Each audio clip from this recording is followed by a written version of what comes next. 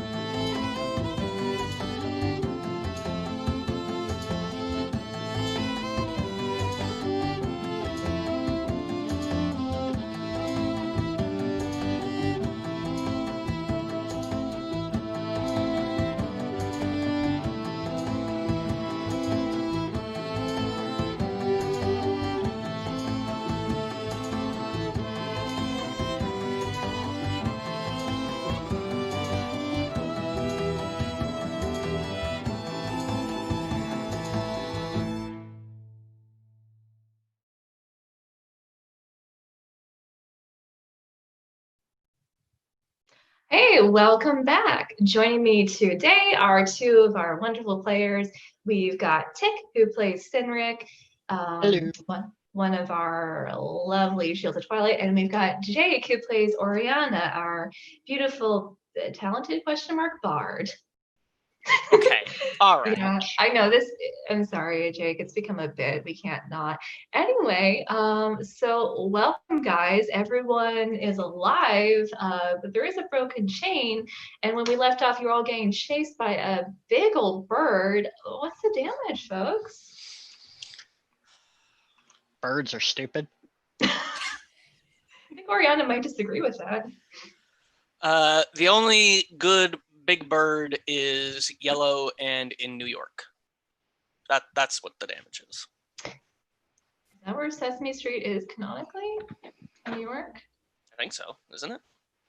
I mean, makes sense, but fact check or look this up, please. We don't have a fact checker. I'm gonna look it up myself, like after the show. Anyway, that is in New York. The joke was they live in Alphabet City, which our Eye in the Sky Serenity said. We really gotta mic her up. Anyway, so we didn't get to talk to you two directly post the boss fight. So why don't you tell me a little bit about your impressions of that fight, which was very cool and had two demons. Do you remember it? It's been like a little while now. It's been 87 years. Right. So many. A lifetime ago. Oh gosh. I mean, I really liked that fight. In all honesty, I think we finally found our groove as players together for a single combat and managed to get everything going. There were still a few things that we probably could have done better in the long run, but for the most part, I mean, we got out of the boss fight without anyone dying. That's pretty impressive in my opinion. Considering what happened 2 fights prior. Oh well, at least you got a new friend out of it. We did get a new friend out of it. I mean, Wait, did we? They're already like gone. Campion? Oh, he's a party member. That's not friend. Since Semantics just here. in, you're only colleagues. Sorry. He's a casual acquaintance. Cynric refers Since to him as you guys not aren't my Dobby. friends. What the fuck? Yeah. Hey, you, Undobby. I think we known him for like what, 2 days, 3 days Mhm. game time now. How long He's has got it a been in puppy. game? Actually, He's got a puppy though. I think It's it's been like yeah. there was a Oh, few yeah. days of travel right after we found him. Yeah. no, it's been a week. Yeah, I thought you meant the druid guy we found in the Oh yeah. temple. That guy was great. He's left a big impression on all of you, obviously, if that's where your brain went. Anyway, so I mean- how I'm sorry. Well, I was gonna say. I mean, he did survive in the Maze of Madness for a few days at least on his Very own. impressive. No food or Very water. Impressive. You know, that is strength of character. Strength of mind, mental acuity. Is that the right word? Is acuity the right word? I don't think it is. Anyway, so Tick, what do you think about the whole fight?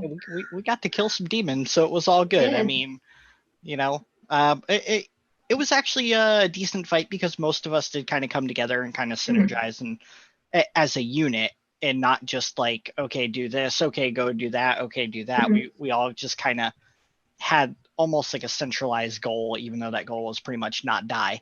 But for Whatever the most works, part, man. it meshed really well. And yeah, for I think one of the few times almost all of us were all 100% on the same page. Yeah, it can be really fun when like a party just comes together during a combat, like you're calling your shots, you're communicating. It's like a well-run kitchen with more mortal danger. Not that much more mortal danger, but you know, a little bit more. Kitchens, watch out for knives. Cool beans. So, so how were your characters feeling like directly post the boss fight in character? You had a little bit of time to rest and kind of assess. Please assess out loud.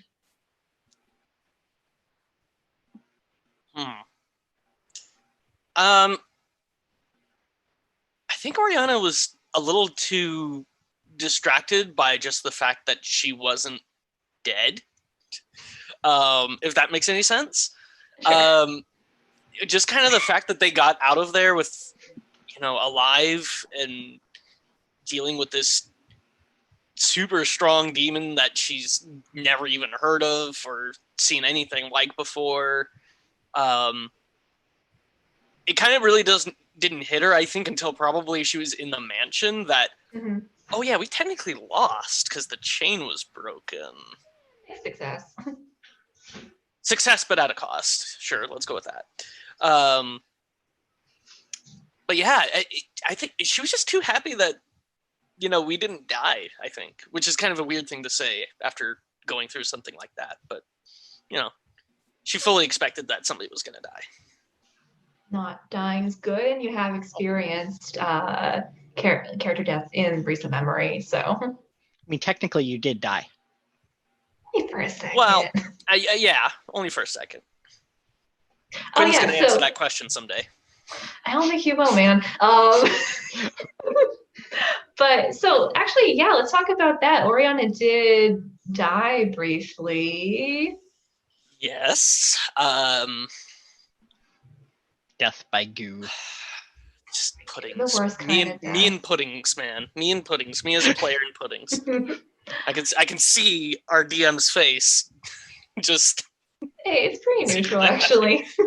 It's kind of like what are you gonna do? Just say this just isn't the first time that I've had a character die to black puddings with Serenity at the helm. She's making very funny faces right now. Yes. Audience. Yeah, I actually asked her. I think like the next day, like, was Oriana dead for long enough to see anything? I believe the resounding answer was no, because she was only dead for like 6 seconds. Which was almost like one of those things where, like, for her, it's like it's just like she went unconscious, essentially. So when she kind of came back to it, her first instinct was, oh, hey, look, it's Quinn. Can we talk about that problem now? You know, she didn't really feel any different. So it was just, you know, hey, oh, hey, you're sitting next to me. Can we talk about that kiss now? My God. So is that a bit, or does Oriana genuinely want to have that incredibly awkward conversation, which is not going to go the way she wants it to go? Just Both. predicting that right now. Both. It is both. It is a running gag at this point, I feel, but she also seriously wants to talk to him about it. Why? Again, because it's technically her first kiss, but she didn't get to experience it. Mm-hmm. So in reality, she just kind of wants to let him off the hook, but he's being so bothered about it that she just can't help but tease him about it. Like, she just wants to say, hey, it didn't mean anything. Pat him on the shoulder. Let's get back to work. That's what she wants to do, but Quinn's too embarrassed to talk about it, so she's got to... It's becoming more of a thing the longer you go without mentioning it. Exactly. It's pretty funny. Okay. I'd just say almost bury that. I mean, just kind of move past it. It'll be one of those things where... go on. It'll be one of those things, I stopped talking about it for a while, and then, 20 sessions later, hey, Quinn! We'll just, the next time we're in town, we'll just, I'll work on some sleight of hand checks to, get you and Quinn drunk together. And there we go, problem solved. You can have that horribly drunk, awkward conversation. Have we seen drunk Quinn? Have we not? I don't think we have. Though, to be fair, I think the only drunk people we've seen are Sinric, Dobby. Also, I got high. Yeah. No, yeah. Drunk. I was splayed out drunk, but that was because I was dead and failed.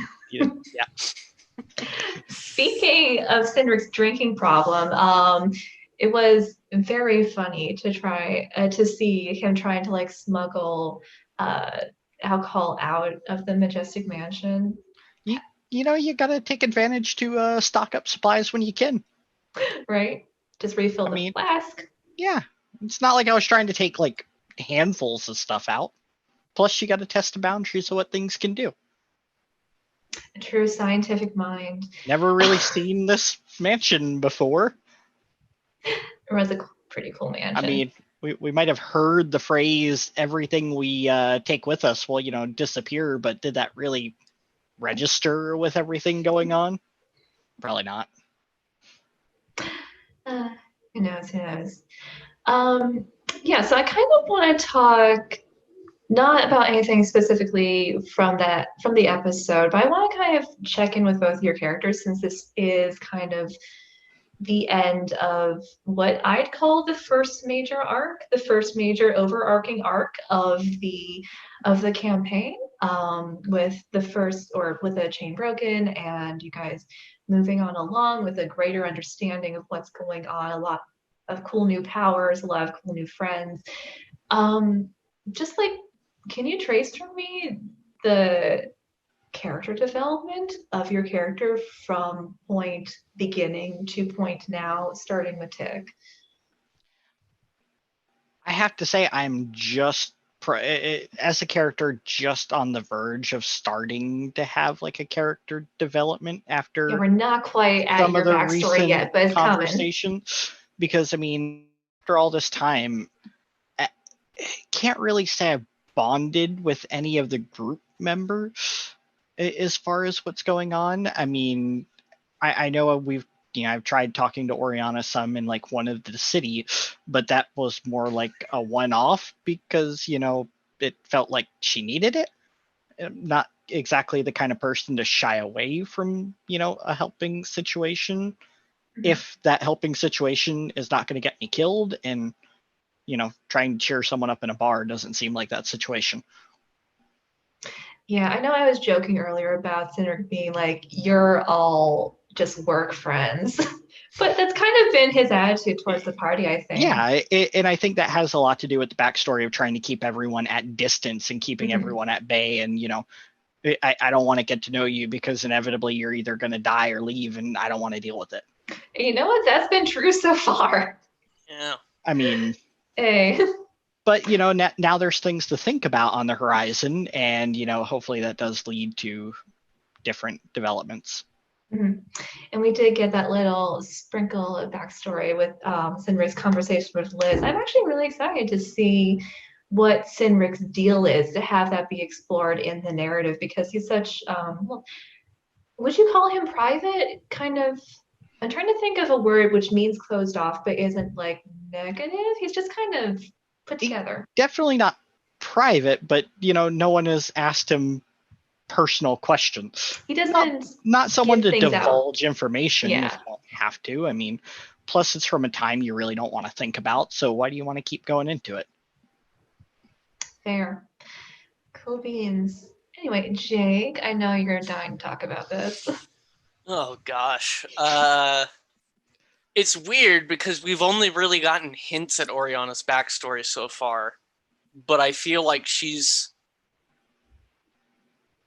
maybe had some of the most growth. I don't want to say the most growth, because I can't speak for Quinn, Baltaim, and Perry, but she's definitely up there. She's gone from this sort of almost wanderlust kind of personality of I want to travel just to kind of see the world and learn the truth and all that kind of stuff, to really sort of questioning what is the purpose of her wandering, what is true, so to speak, like with her message that she got from Avonhurst.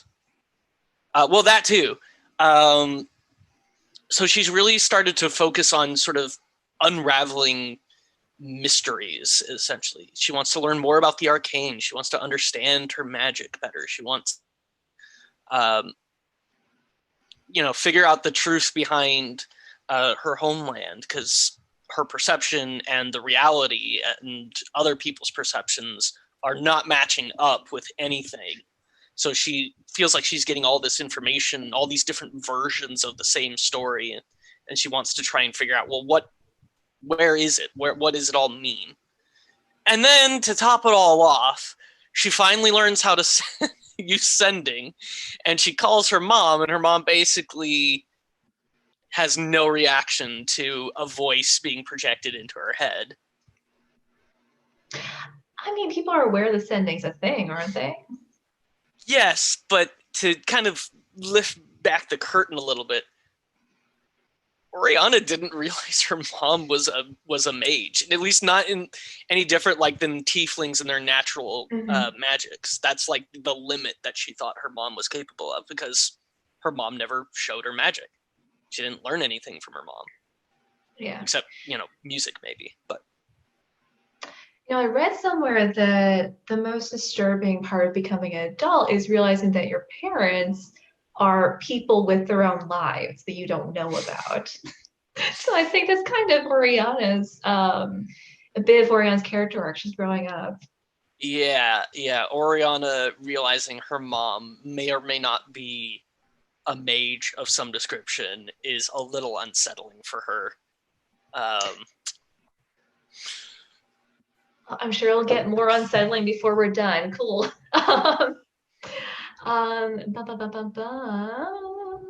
Okay, so the last episode was a little bit of a quieter episode. You got to hang out in a mansion, smuggling booze and bacon unsuccessfully from one plane to another. Was it nice to just have a little bit of downtime coming off of this big old fight? Oh yeah. I mean, I was kind of hoping it'd be more of a downtime and not, trying to be killed by a giant bird, but, beggars can't be giant choosers. Frogs. Hey. Yeah, I feel like you really need that sometimes in a campaign where you've completed the arc, you've fought the bad guy, you've beaten the boss level or whatever. You need that sort of reset for your character, not just because they would need that. I mean, we burned through a lot of our abilities and powers and things like that. So naturally, our characters would be experiencing some level of exhaustion. But just as that sort of mental reset as a player of okay, we don't have to strategize all of our spells and all of our casting and all of our turns or anything. We get to just have some time in the mansion to just do what we want. Yeah. So normally, like, the purpose of behind the DM curtain, the purpose of a downtime episode like this one, like your bathhouse episode, your beach episode, your whatever episode, is like party bonding and role play. Do you feel like you guys have bonded more as a party post? I feel like the bathhouse was probably the closest we've gotten to all being like a relaxed, cohesive, communicating unit. Even in the mansion, we were all in our own individual rooms, and it doesn't exactly, probably for the better. But I mean, if he did it, he probably would have had a point of exhaustion because he was, spending the night licking the floor. And I wish that I didn't say that, but I mean, it happened. Delightful. I think if we find more moments where we are like having downtime together, then those situations kind of become almost forced upon the group, and that kind of might be what's needed, and to kind of move like character relationships along. I don't mean like romantic relationships, but like we're together. Yeah. I'll speak for yourself. I mean, just because you got a thing for redheads. I don't ship it. I'm sorry. I know 2P. Oh boy. Oh boy. Anyway, besides, obviously, Orion is having a massive love affair with these Telerics. Okay, come on. Which brings us to our audience question. Oh, no, why is it about the Telerics? Because you brought this upon yourself, my friend. You really did. Okay, this is a question from Haley Highway 11. Thank you, Haley, for sending in this question. This is for Oriana. The question is, what is Oriana's strong connection with the Telerics? Is it because the other two were lost and they were a great mode of transportation, or does she just have some kind of connection with birds? Is it a new connection, or has she had this connection since she was young? My addition is, why the fuck is she so obsessed with birds? Okay. So let me answer as a player first. Mm-hmm. The birds thing wasn't really intentional at first, but the fact that she is attracted to birds are usually a symbol of freedom, and she felt very confined as a child. Mm-hmm. So that's part of it. But in character, she grew up with certain standards. Her parents wouldn't let her go out and play in the mud or anything like that, for example. So naturally, part of that in my head is that she never really had pets. Like maybe a goldfish. So having these big, beautiful birds with all these brilliant colors of feathers and everything, and she can walk up to them and like scritch them, and they go, and they just kind of act all cute. That's amazing to her. She just wants to enjoy that sort of sensation of, having a connection with an animal. And that's really all it is. Like, it's not that she's like obsessed with birds, I would say. Just she's never had a pet before. So do you think you're going to invest in either Speak with Animals or Find Familiar? I've contemplated Find Familiar. Little birdie. Speak with Animals, probably not. Since sending is apparently the same thing. Sending technically works, and she would only want to talk to the birds at like the end of the day when she knows, we're not in trouble of running into, say, I don't know, a giant bird chasing them as they run across the desert. It could be a giant owl coming at you at night, just saying. Speak with Animals technically would be a ritual. Hey. Oh, but you're a bard, so yeah, it would cut into my known spells is the problem. What I really regret is not thinking about that at the time she identified the ring of animal influence. Because then she just could have been like, oh yeah, it's just a ring. It's just a ring, guy. Don't worry. It's just shiny, But it's only shiny. Yeah. I think if for some reason Perry ever does the ring anymore, Oriana will probably take it and use it to speak with animals every now and again, just to talk to them. This is what finally gets Oriana to betray the group. All for a ring. All for a ring. Don't let me have this. So is Oriana gonna befriend this giant bird chasing you right now? I mean, I don't know if you can technically. I want you to try. I really don't. I was like, I wield no influence over character choices. You should do this. I mean, I have a few ideas of how we can deal with this bird. Not to go into like spoilers or anything, but I don't think we're going to become friends. I think that's probably not going to happen. It could happen.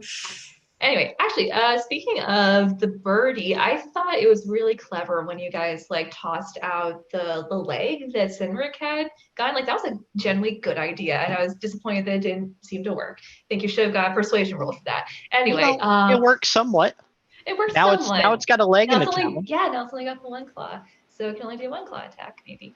Yeah, but actually I wanted to ask Tick, like, Sinric had not previously struck me as like the trophy taking type. Was he just feeling the whimsy? I seriously wanted to try and eat it. Just cook it over a fire. I mean, they looked like frogs. They look like frogs. I mean, frog legs are good, man. Cook it, Yeah.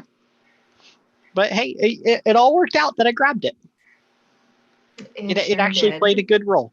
The irony being, we now wish you had taken more. Yeah, right? You needed more of that. Y'all tried to stop me. Okay. So, Jake, back to you for a second. This question's supposed to come sometimes. So I can, like, as I'm watching these streams, I can absolutely sense you dying inside every time Campion does something sciencey. But it is deeply funny to me how Oriana and Campion have mutually decided that the other one is like magically illiterate. It's so funny.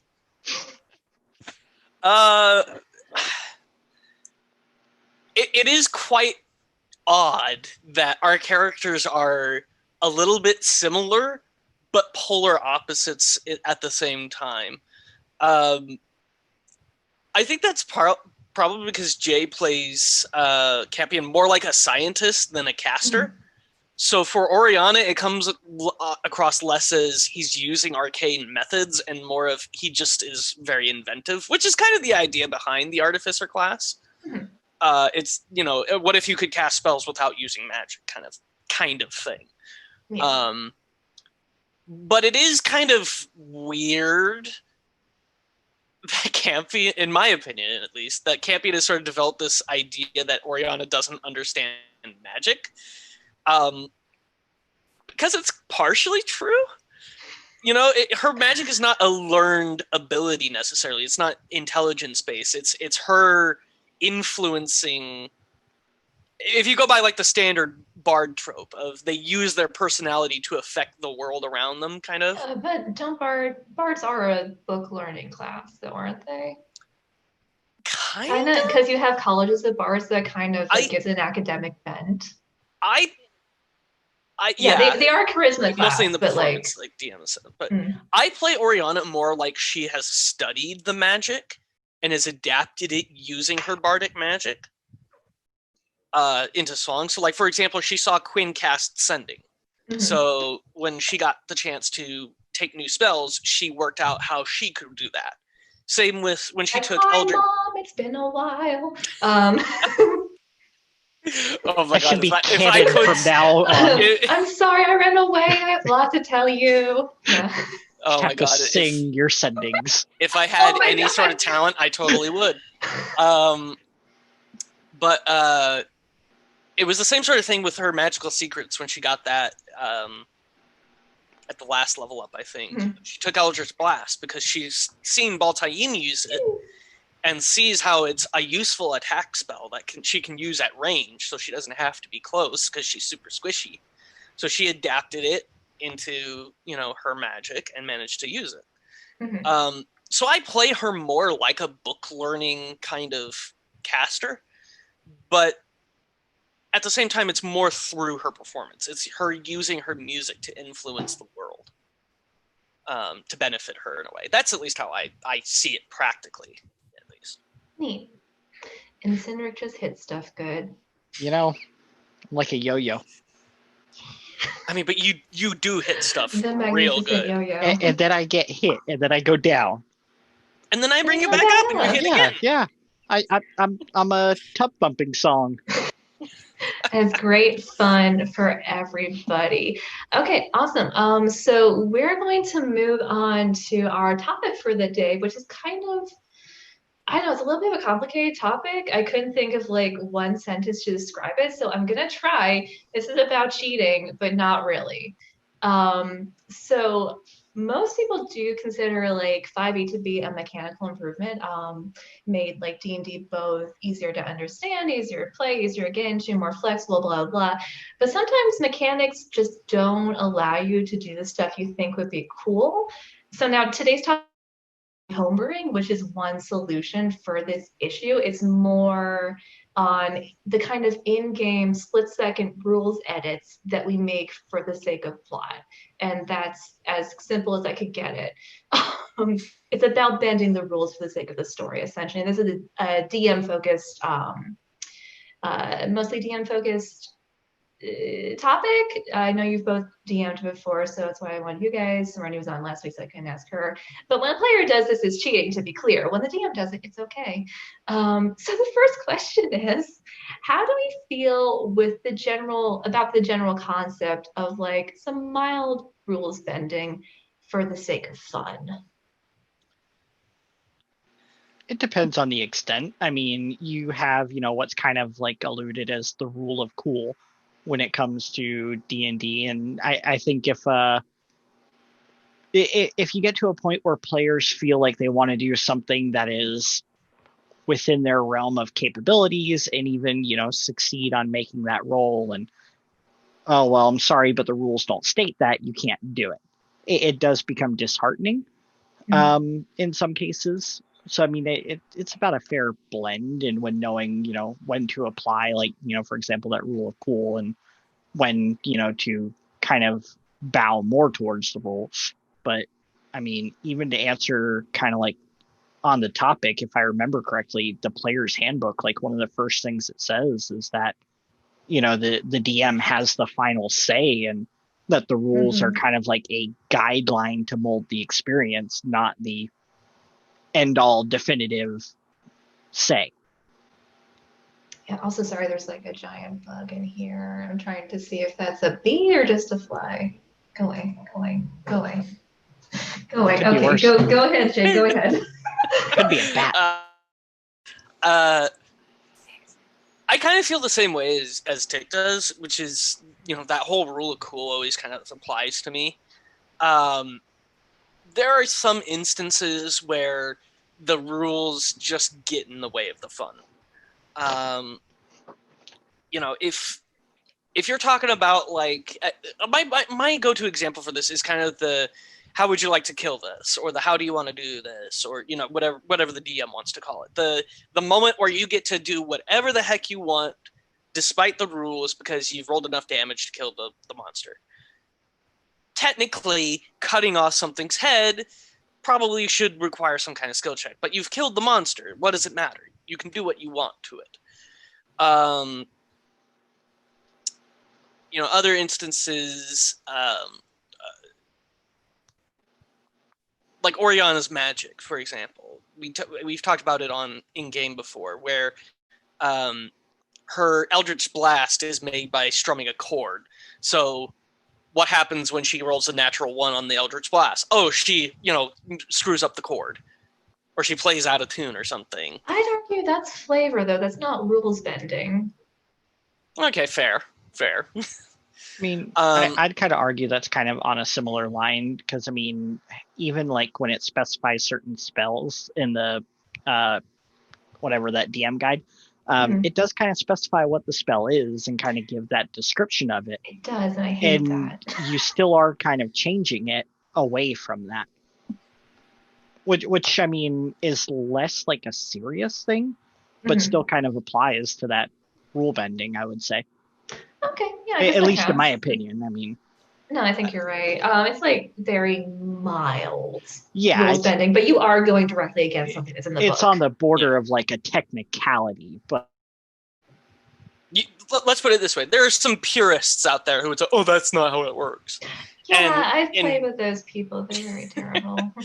Yeah. No, they're fine. But like honestly, like the first D&D character I ever played was a wizard, and I think I was doing like burning hands or something. And I was like, oh, it looks like this, and I think that's cool because I rolled really well on damage, and the DM literally interrupted me and was like, actually, this is how it works, and I was like, oh, okay, that's not fun. Why'd you do that to me? Yeah.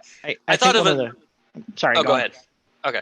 I actually thought of another example. In another game run by Serenity RDM, I wanted to play a elemental sorcerer, a sorcerer who relies on one element for character purposes. And the idea was that, well, how do I get to that? Because there's only X amount of spells that do this type of damage. So I worked it out with her where there are some other spells, or some of the spells, like I think I had trying to think. Oh, fireball. Instead of fireball, it was ice ball, and it did cold damage instead of fire damage. Things like that. Yeah, it was Lucian. Yeah. Uh-huh. I don't know why I'm talking about this character like you don't know this character. I mean, the audience doesn't know, so like True, that's fair. true. But yeah, I was playing an ice wizard, and the whole premise was, well, there's like 5 ice spells in the game. So what if I had all these other spells that are the same spell? All I'm doing is changing it to ice. And the idea, and part of the reason why we discussed this as an option was, okay, yeah, you're bending the rules because you're using damage types that aren't supposed to be used here. But I'm also limiting the amount of damage types I can deal, so it kind of trades off in rule sense. Yeah, so that's kind of homebrewing your own class a little bit. A little bit, yeah. But again, that's not something that's really accounted for in, vanilla rules of, well, what if you want to be a caster who only casts one type of magic? Yeah, and that's something I do like about D&D is because like homebrewing is kind of built into the game. Like they don't directly say you should just make shit up, but they pretty much say you should just make shit up if you wanna. Anyway, so yeah, I mean that's kind of the point of it. Yeah, it's to play a game and to have fun playing a game. It's like I think they're very clear that this is a game of improv and math, and thus that's just how it goes. Okay, so sort of on the converse side, like no one likes a rules lawyer, but how far is too far to bend mechanics? Is it like purely situational? Are there some things that you would absolutely never do? I think the extent of that is more from like a DM side. I would say from a it's DM side. almost like even if you do end up bending rules and like, even going on the topic of fudging rolls and stuff like that, never tell the party that happens. No. And I think that would kind of be where I draw the line is never tell the party if something like that happens. Because it sets that kind of expectation and it takes away the fun and the choice and the consequence of the party. And then it just kind of, for me, from there, it all just goes downhill. Like if you know that a dice was fudged or a rule was bent to, have a particular outcome, you're just going to be like, okay, well, I mean, there's no consequence. The rules are just going to get changed. So you're just going to start doing either, steering into the skid and doing more and more outlandish and stupid stuff, or you're going to become disinterested. Keep the DM screen up, folks. I mean, unfortunately. Yeah. I feel like it's going too far the moment that there's bad faith associated with it, whether it's a player or a DM doing it. You know, if a DM is fudging their rolls to, you know, actually hit the characters or something, because I just want this character to go down in this fight, then that's a little bit bad faith. That's not in the interest of story anymore. That's just, you want to be a really mean DM to this character. Or in the terms of like a player, I had a player once who, you know, wanted all these concessions for his character. And at first they were like minor things. Like, I, you know, want to be like a half animal hybrid. Okay, well, you're playing this race. I'll allow that for flavor purposes. Oh, but he's part monkey, so I want his feet to be able to hold weapons. No, you can't do that. And things like that. Like, he just started like asking for more and more and more. And there was a point where it just got so bad faith what he was trying to do with the character that I just had to ask him to leave, because he was just pestering at that point. You're like, sorry, I can't homebrew you a whole race. Well, I mean, Which it wasn't even DMs that. can do, but like, Yeah, it was expected. Yeah, I mean, it was everything. Did they at least have a good agility? Because if they had had good agility and could maintain balance, dexterity. My bad. I mean, it was weird. I could go for like hours on that guy. He was a really weird player. But yeah, long story short, as soon as bad faith is involved, as soon as it's not in the interest of story or in the interest of character development. Mm-hmm. And like, I think players will sense if like a DM is deliberately fucking them over with stuff, and that makes it very not fun for them. Yeah, so let's go back a little bit to the rule of cool, which both of you mentioned, and which I think is one of the foundational rules of D&D. But how sacred do you consider the rule of cool to be? I can't say it's sacred. It's something that should be kind of taken into consideration when making decisions. Mm-hmm. But, you know, on the same token, as cool as it would be to punch someone and launch them to the moon, I mean, the rule of cool would not cover that. I mean, so cool, no matter reason. I would say realistic coolness. Not even realistic, but within reason, I think would be fair. Because, you know, we are playing a fantasy game after all. Within the fantasy coolness. Yeah. I think within reasonable expectation, not like, you know, insanity levels. Yeah, I would agree with that sentiment as well. It has to be grounded in the physical, well, the physics even of your world. You know, you can kill the stone golem by punching it, but you're not going to shatter, you know, the entire leg of the creature with just one punch or something like that. You're not One Punch Man. You know, I would say like, oh yeah, you crack it significantly and it like breaks and then it falls or something like that. That would work. But like saying you want to shatter, you know, I don't know, 200 tons of solid rock by punching it. See, I would even argue that the ability to, like, you know, punch a hole as like a how do you want to do it as you killed something would be, you know, something that wouldn't bother me. Yeah, I'd argue if they do enough damage and roll not well like, enough, I'd be punch like, a hole, not like disintegrate the entire thing, but you know, you want to shatter an abnormally large chunk out of this thing. I feel like you can shatter a leg. Yeah. You definitely if you're like a monk in real life, and you're like, but, if you want to Kalimar it. You know, it's one of those things where it's even considering in this case a monk, I feel like that would be within reason to expect something like that. I feel like they should be able to shatter a leg. Especially considering how many attacks they've already had on that creature. I mean, because, you know, considering a battle is fluid. It's not, you know, like turn. Mm-hmm. It's kind of like everyone moving about in this chaotic maelstrom. So, I mean, yeah. Yeah, do you ever Sorry, I didn't mean to cut you off, though. No, it's okay. Do you ever think about, like, how chaotic or like a battle is? Because, like, we do it in, like, 6-second intervals. Like, these 6 seconds are all happening at, like, basically the same time, all on top of each other. So this is just complete It's fun. It's fun to think about sometimes. Anyway, so moving on, kind of going off of the if you hit a nat 20, can you shatter a golem's leg? So this is something which is an example of what I'm talking about, which is kind of like bending the rules for funsies. And this example is so common that I think it barely registers for most of us, but it does count.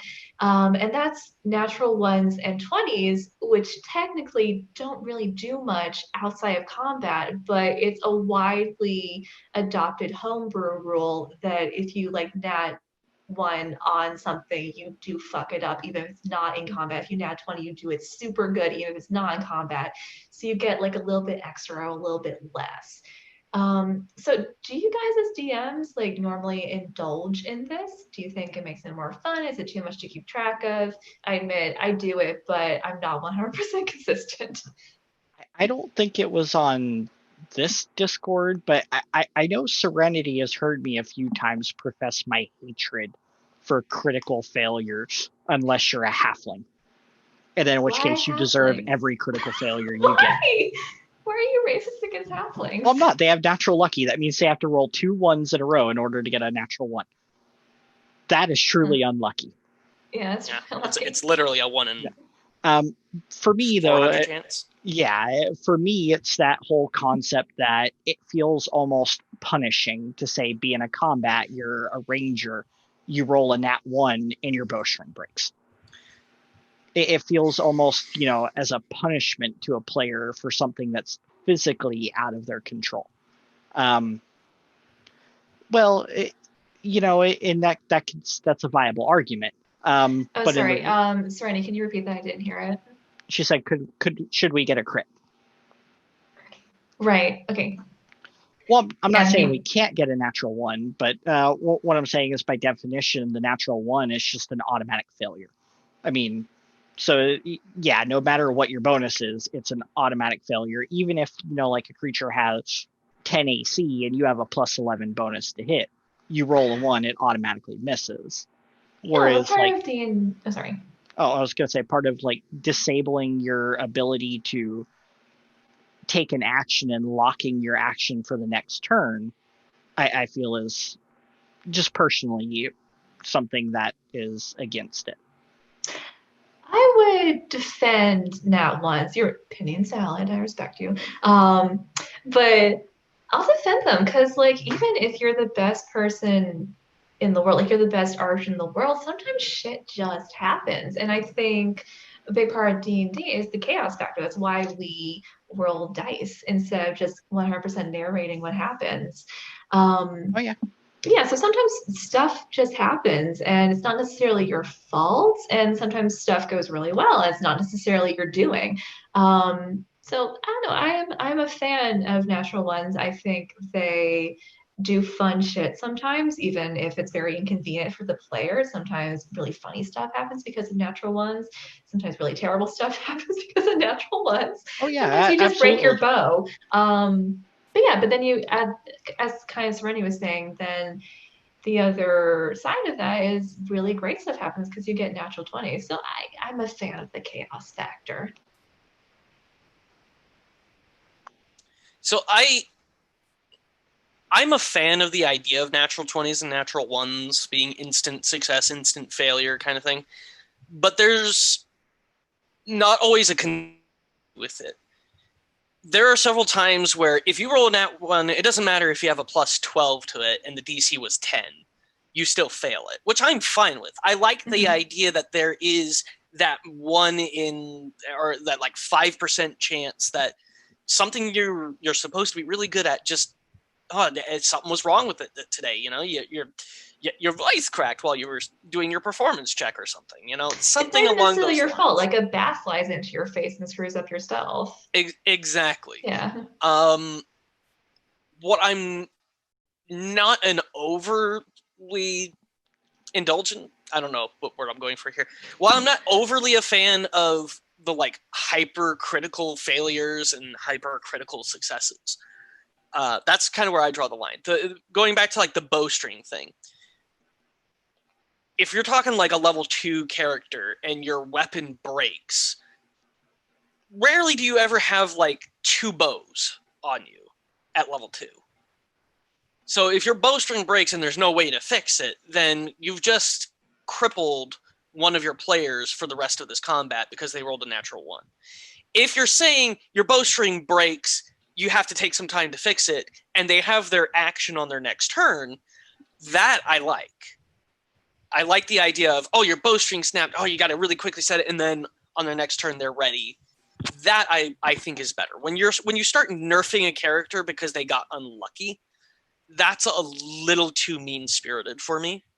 Yeah, but does anyone actually do like your weapon fully braced? Because like I've played an archer under I've had Serenity and DMs that do Nat that. ones. Yeah, but they're just bad I've- DMs. Yeah. A I just functional use that DM. because it's the easiest example to Yeah. Yeah. relay. But I've had games where like you lose, you actually, and then you have to go and pick it up and things like that. Yeah, And but it's even just, picking it up, that's a little technically like a free action. Yeah, so yeah, here, but you there's, still have to like move away to go object interaction. grab the object, you know. So that could provoke an attack of opportunity or something like that. What I'm more of a fan of are like homebrewing items to have specific nat 20, nat 1 effects. Like you roll a nat 20 and your crossbow fires twice, or you roll a nat 1 and it shoots you.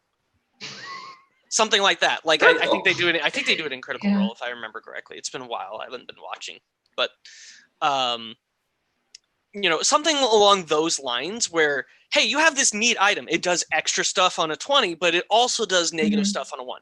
Then I'm fine with the like hyper success, hyper failure. Interesting thoughts. Yeah, I think you've all had some good points. I will close that question out by saying one of the reasons why I personally favor like hyper success and hyper failure in combat is because combat gets so fucking boring sometimes. Anything that makes it dynamic and interesting is good, in my opinion. Yeah, it's 100% fair. Yeah. Cool beanies. Okay, so moving on. So do you guys ever fudge rolls as DMs? You can admit it. It's a all the time. space. All the time. All the time. I have fudged rolls because I'm like, I didn't want this character to die here. Oh no, they missed. Or maybe I can think of at least one time where there was supposed to be like a significant challenge in the party's way, and I fudged up just to kind of increase the sense of urgency because it was like a timed thing that they were doing. Mm-hmm. And if they blew through this, then that kind of just kills the pacing, and you know, you don't feel as pressured. Right. So I think I fudged up something so that they took a little bit of extra damage, or I don't even remember. This was months ago that this happened. But yeah, if it benefits the story, I will 100% fudge a roll if it's not something that's going to be like a life or death situation. Mm-hmm. Or in very rare cases, oh, this thing that does a lot of damage crit and one shot a character. Yeah, they actually just rolled 1 under your HP. Whoops. You're almost like dead. The goo. Yeah. Though to be Sorry. Though to be fair, that wasn't like a, you know. Anyway, I'm not gonna. I've lied about a let's see, dice rolls as far as like playing a dice game in a game, like, because if you didn't, then the player wouldn't have won, you know, the gold they needed. And sometimes, you know, if you don't take liberties, especially if you're running like a pre-made module and stuff like that, gold can be kind of hard to come by to actually buy fun things. So yeah, it was just a matter of playing a game of dice, and you know, the player won a bet and won an extra 100 gold. So I mean, stuff like that I find is harmless. I can't say anything as far as like death or stuff like that because, you know, I don't remember any instances. I can't think of any instances, but it's just, you know, goes to show it's something I really just don't think about. It's just you kind of do on the spot. It really is kind of instinctual, like especially as you're DMing, because you're kind of just making stuff up as you go along. Like you do plot a lot of stuff out, but a lot of it's improv. Yeah, You kind I've of draw definitely. like a giant squiggly line, and you hope they fall on somewhere within that area. Yeah. It's true. Yeah, I've definitely fudged rules before. I think almost all of it like in the player's favor, where I'm like, oh, I made this monster way too strong. Whoops. Um, That and, does and happen and the when you opposite too. I've scale actually, things. yeah, when you scale things, and the opposite too. I was actually just talking to Chad recently about this, where like you're in the middle of a combat and the party is just absolutely killing it, so you just give the monster like 50 extra XP and nobody knows. But yeah, anyway, cool beanies. So do you guys ever let players do like mechanically improbable things because they rolled really well and they really wanna? I think that goes back into that rule of cool where it It needs to Yeah. be does. reasonably. Yeah, it's got to be within reason. Again, I go back to that example. You're not going to punch someone off the planet to the moon. But But why I would you mean, want to? I think it would be awesome. How do you want to do it? I uppercut this guy so hard he flies to the moon. I mean, Name but her the moon Okay, goddess. he flies 10 feet no, into the air and then falls back down to the ground. definitely He maybe get falls. some airtime, lands on the ground, and you see a pair of boots. Oh, I mean, no, no, no, something no. like that You I know think what? would be He cool. falls. He falls into a pond perfectly into the reflection of the moon. He's There fallen you into go. the moon. There you go. Anyway, fairy tales. Yeah, exactly. Cool beanies.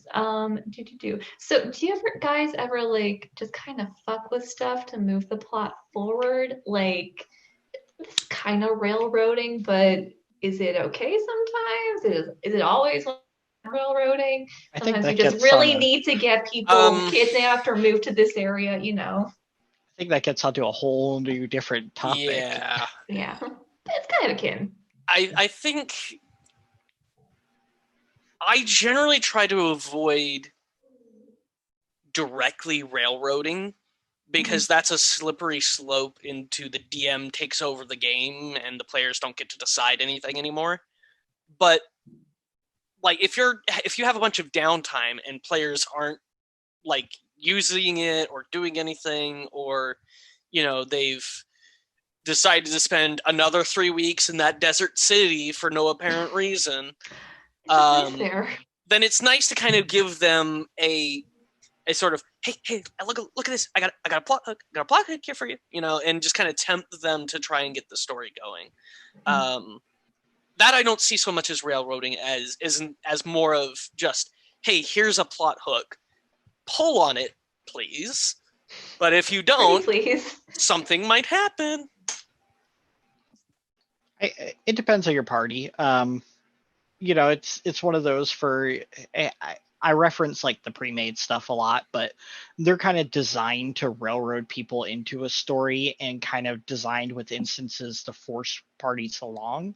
And while that's not a good thing, it's also not a bad thing. Because sometimes, we do get stagnant and spend 4 hours shopping in a store because we want to find that very special thing when we should be, noticing that guy that passed behind the store that may have, took something, and we were too busy, haggling with the shopkeep to get 25 gold off of a potion. So, I mean, it's one of those where it's just a very dangerous thing. And I kind of go back to that rule is don't tell the party. Yeah, don't tell a party. Just don't tell a party anything, guys. I mean, well, no, don't. It's not that, but I mean, put that sense of urgency and don't say, hey, you guys need to go do this, if that makes sense. Yeah.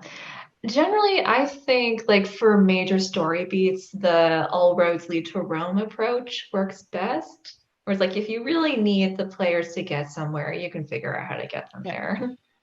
As a player, I have to trust you to be able to set Move the it road in along. front of me to get to where you want me to be. As a player, that's kind of the end goal is you have to trust the DM to take what you're giving them and Mhm. translate that into a plot point and a coordinate to get to where you want that character to be. Yeah. As far as like location, not like development or story, but like physical And location. also that. In some cases, yeah. Yeah. Collaborative storytelling. Okay, cool beans. And I think that just about wraps us up. Do you have any closing remarks on mechanics versus story? I don't. No. No, I think we're good. That's fine because we're out of time. Thank you guys for joining me today. Thank you to everyone watching. Thank you to Haley, for sending in a question. If anyone watching has questions, please just like shout them in the chat. We'll get to them, or join our Discord. You can DM me directly. I'm cool on Discord, I promise. My icon's a chicken. You'll recognize me immediately. Tune back in next Tuesday for the next roll for the next what's the damage? Then on Friday for the next roll for damage. Then get really excited because our Halloween game is coming up. It's going to stream on the 31st. It's very fun. We're all in it. I'm in it. Jake's not in it. Serenity's there, obviously. It was great. I don't remember much of it, but it was very fun. Check out our store. We still got lots of cool merch, including the t-shirt that I modeled for everyone last week. Thank you to Lady Meows and Sunbird for doing our logo. Yeah, that's the word for it. I almost said spread. I don't know why that's the word that came to me. Thank you to them for doing our logo and our theme song. I'm tired, obviously, so I'm gonna go play Hades. Thank you. We love you. Good night.